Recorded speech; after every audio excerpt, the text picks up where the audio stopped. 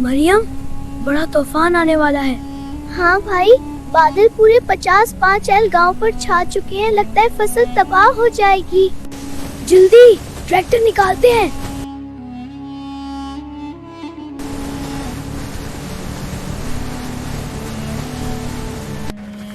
मरियम, हम सारे बंडल बांध देंगे।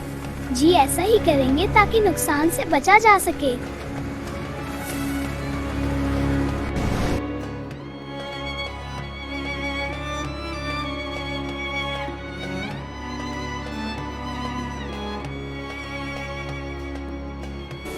अल्हम्दुलिल्लाह, फसल बच गई।